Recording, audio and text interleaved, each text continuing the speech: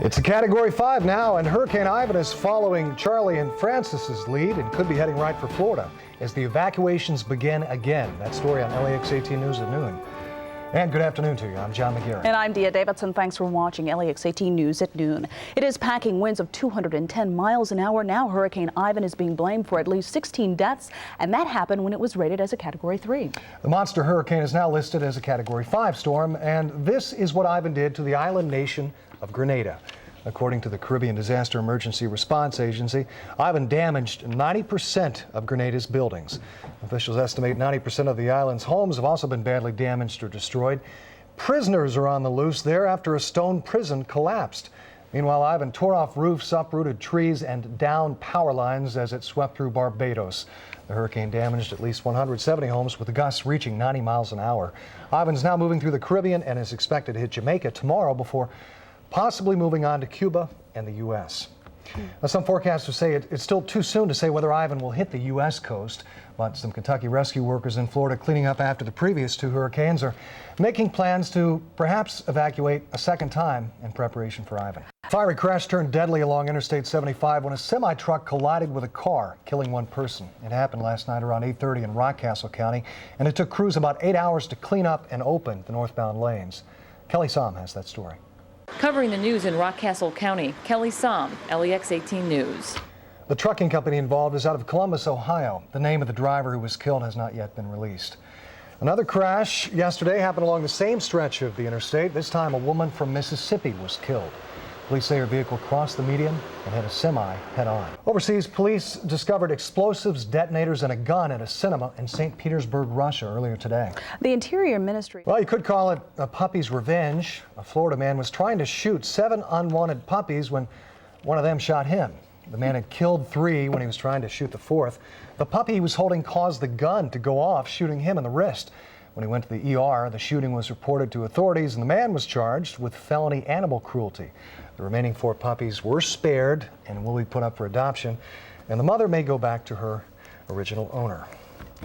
Well, $200,000 turned up missing, and now a fire chief is out of a job. We'll have the latest on that investigation straight ahead. And a Kentucky man who says alcohol withdrawal caused him to attempt an attack on a Greyhound bus driver finds out just how long he's going to spend behind bars. Stay with us. Well, the world's largest automaker wants you to come in and take a look at what they have to offer. They're even willing to help pay for your new ride. We'll explain next on LAX 18 News at 12:30. Economists lower their economic outlook. Hasbro recalls toy monster rockets, and Cracker Barrel settles discrimination cases. Lori Rothman has more from the New York Stock Exchange and the LAX 18 Bloomberg Noon Report. For some people, the potential arrival of Hurricane Ivan marks a turning point. After all the damage and evacuation, some are ready to move out for a longer period of time. One of those is Marge Williams, who has family in Lexington and is planning to come up for the West Palm Beach area to avoid Ivan completely. Marge is on the phone with us live now. Marge, you're not going to try to ride this one out, eh? I don't think so.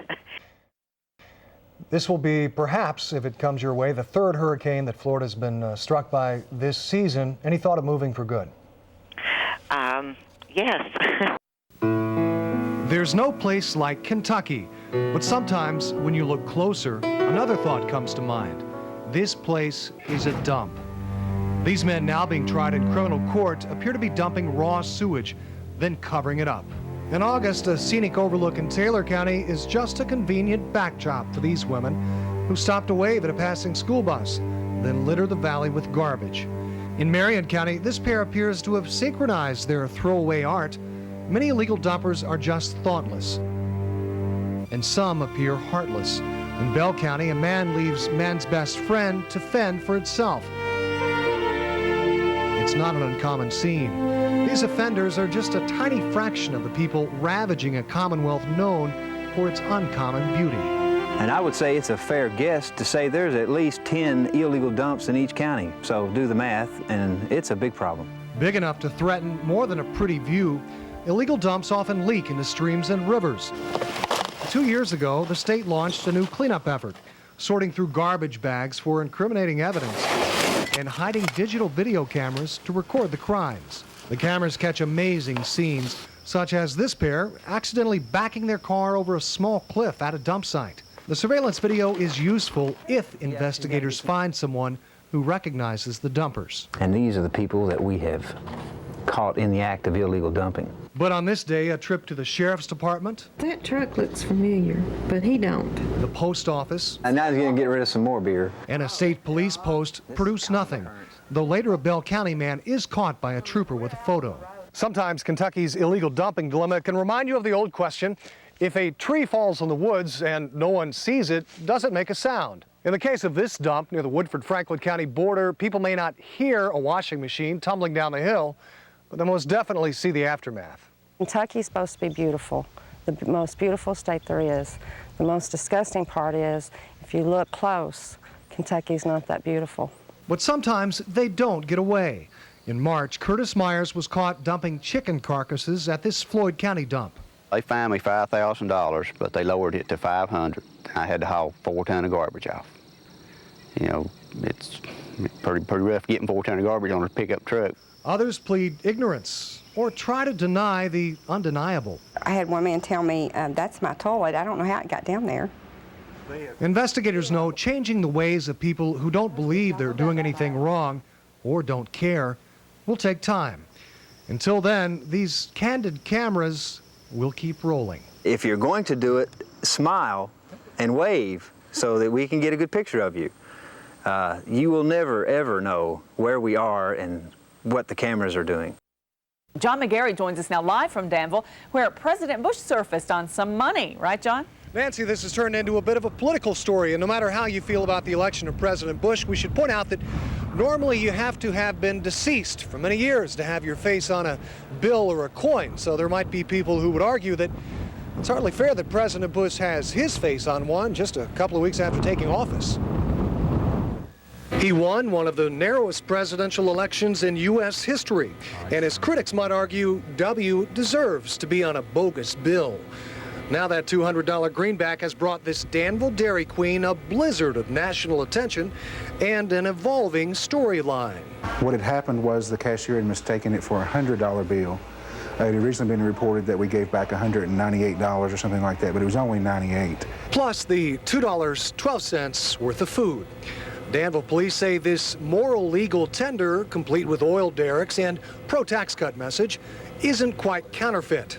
DQ's manager says there's no time to make a drive-through transaction a history test. When I'm taking a bill, I will look on the corners to see what denomination it is to verify it is $1 or $5 or whatever, but I will not look at the president. Some Democrats say Republicans stole the election.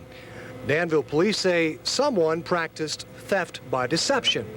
And Dairy Queen brass say they may turn a profit. We've had our own $200 bills printed with coupons on the back to distribute it throughout the community, so we're going to play off this advertising a little bit. And they are getting national advertising all the way to Washington. Here is that coupon itself. Dairy Queen on the middle instead of George Bush, but it does have the 200 sign on each corner, and it says, buy one 16-ounce Blizzard, get one free. It does note this has no cash value. Usually, the 90 or so men of this infantry unit meet once a month and 2 weeks a year. Now they'll spend an estimated 6 months together, apart from their loved ones. I don't want to leave them, but yet I know, I've got the job to do. So I just go ahead and do it and try to push, the sadness away. Most of the men of Company B will tell you they never imagined being part of the largest National Guard deployment since World War II. So will their spouses, at least one of whom may be a mom before Dad comes home. They tell us that they're going to do everything they can to get them back for the delivery and the baby, but I don't know. We'll just have to wait and see. The mission comes first. As the time to leave draws closer, some smiles begin to fade. Guardsmen set aside their M16s to hold their children. Young boys are about to become the man of the house. I'm proud of him because he's manning up to take the job. It's not dawn yet, and Company B is boarding 2 buses. Spouses, children, even parents wait for a final wave, hoping they'll be home in 6 months, knowing there's no guarantee. The guardsmen roll off, and their loved ones reach for each other. And tonight, the Atlanta Braves are playing in New York. John Rocker's first appearance in New York since he made those comments in Sports Illustrated. 2-beer limit at Shea Stadium. Wow. All weekend. For Rocker or the fans? Well, maybe both. And the new UK football quarterback is going to be, so we'll open it up, Bart, There it is, the lefty John McGarry. At a hefty 6'4", 275-pound John McGarry, the new UK quarterback when they opened the season against Louisville. What do you think about that, guys? Well, I think you got the weight wrong, pal. We'll have more coming up in sports as the Cats get ready for the Hawkeyes. Oh, look, Jason found a shell. I hear the ocean. We are at the beach.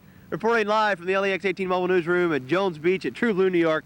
Back to you guys. Hey guys, Bill Meck says he's paying cash to the first one who takes a dip. No way. You'll have to bail us out. We're not allowed to. How many are they expecting? Probably around 125, 130,000. Last year's crowd was about 10,000 lower than the year before. And there was a lot of speculation that had mostly to do with coolers. There used to be an art here at Churchill Downs to smuggling in things you're not supposed to smuggle in coolers, and you just can't try that anymore.